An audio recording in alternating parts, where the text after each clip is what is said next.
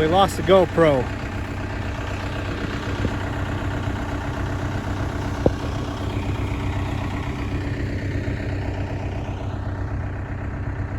I'm trying to find it in this section of windrow here.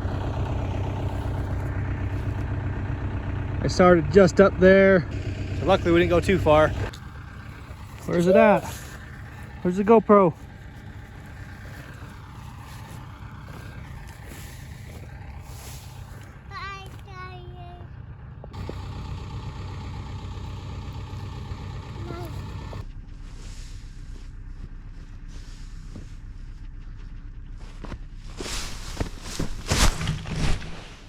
Ha!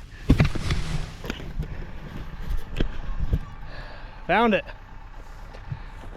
Took about 30 minutes, but we found it. Well, at least I know not to try to get that shot again. I don't want to spend 30 minutes trying to find this GoPro.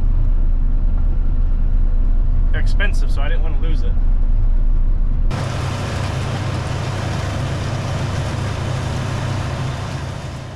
Alice and I cut some hay for a little bit tonight, but it's getting past his bedtime, so that's about all we're gonna do.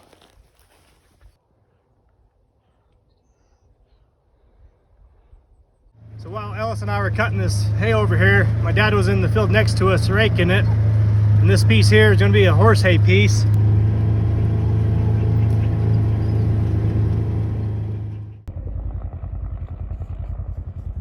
So this piece that Alice and I were cutting, it's mostly alfalfa, but there's a couple of swales in here that's got a fair amount of grass in it. You can see here how thick and heavy these windrows got where them swales are, have all the grass in it.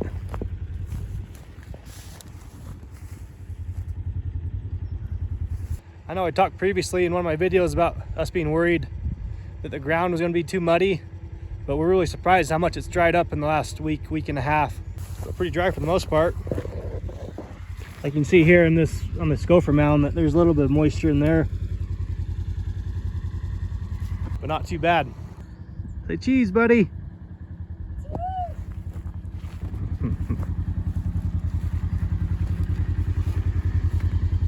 You say cheese? Cheese. Cheese. Cheese.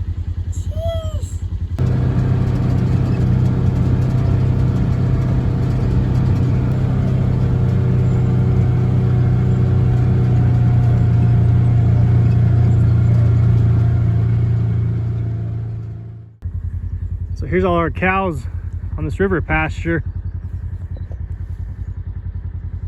There's one of our steers, a couple more of our steers there. And Pepper, the bottle fed calf's in here somewhere. Oh, right here's Pepper.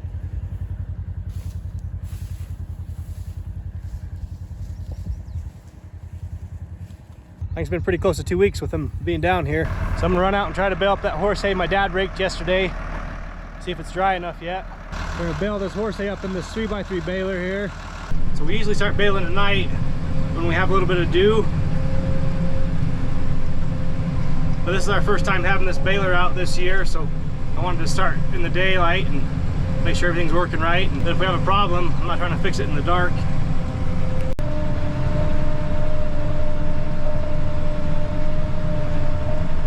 So the first thing I'm gonna do is fold out this accumulator and oil the chains up.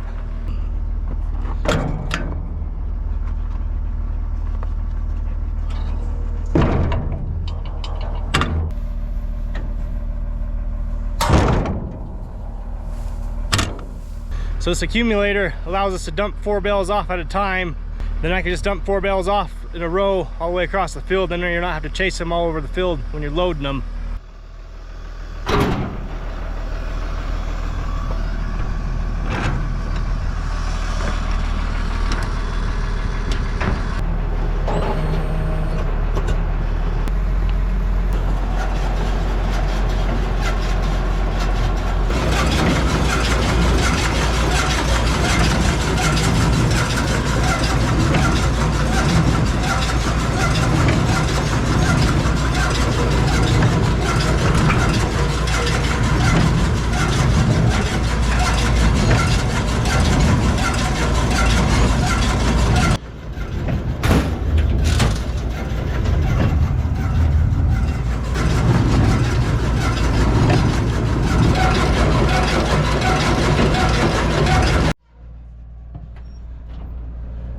Oil up these knotters up here on top.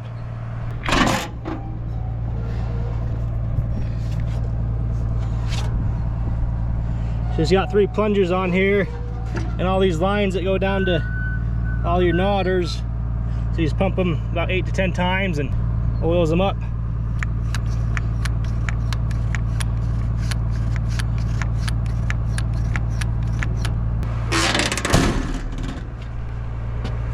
All right, I think we're ready. Let's go make a few bales. Like I was saying, I'm gonna try baling up this horse hay piece that my dad raked up yesterday. Just see how we're looking.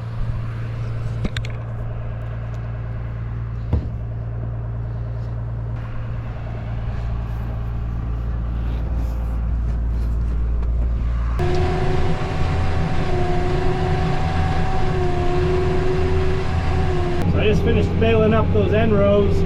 So those are the rows that we cut at the end of the field, and we use that area to turn around and go back the other way. So the swather kind of drives over a couple of those windrows when you turn around, and it compacts them, and it doesn't dry as well as some of this other stuff in the middle of the fields.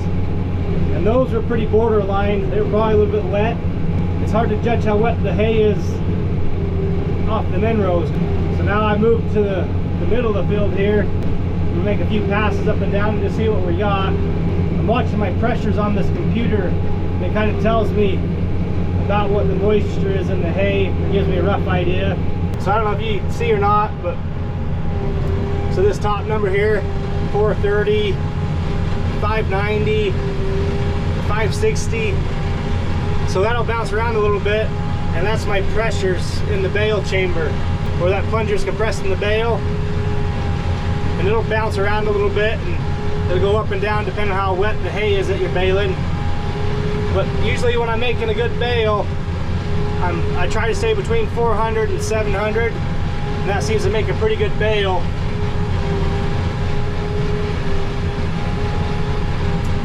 So the lower the number, like if you get down to 300 or 400, you're getting kind of wet.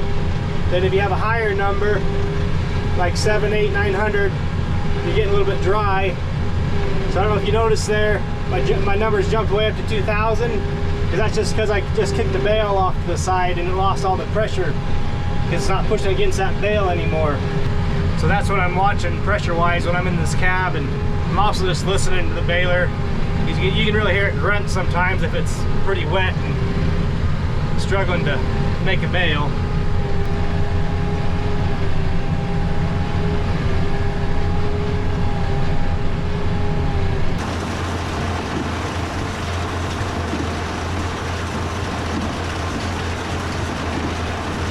Since I've gotten into the middle of the field here, my pressures are about perfect. So I'm hopping between like 500 and 600. That's about exactly where I want to be. So I hopped up to 700 there for a second.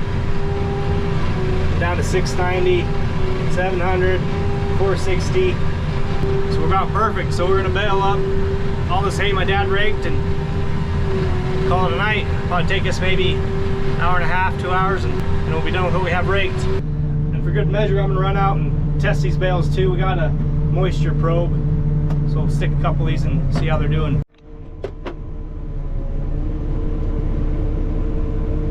Just gotta calibrate it.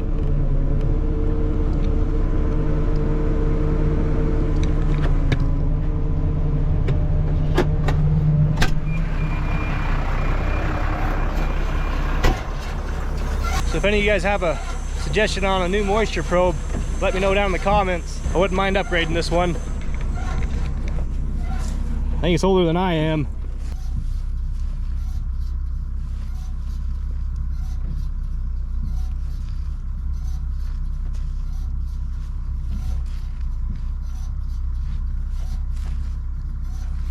So we're barely even reading on this thing, so I think we're plenty dry.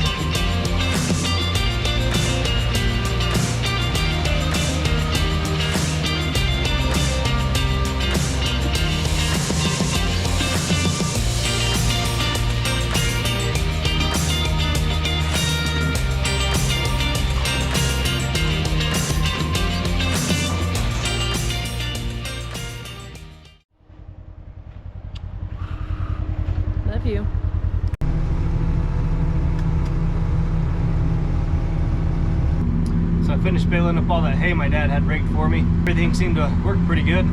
Our pressure stayed about right where we wanted them, and seemed like we're making some pretty nice bales. So we're officially into hay season now. So we'll be running pretty hard for the next 4 to 5 weeks, getting all our hay done, or all this first crop done. So hope you guys enjoyed the video, and thanks for watching. Have a good day.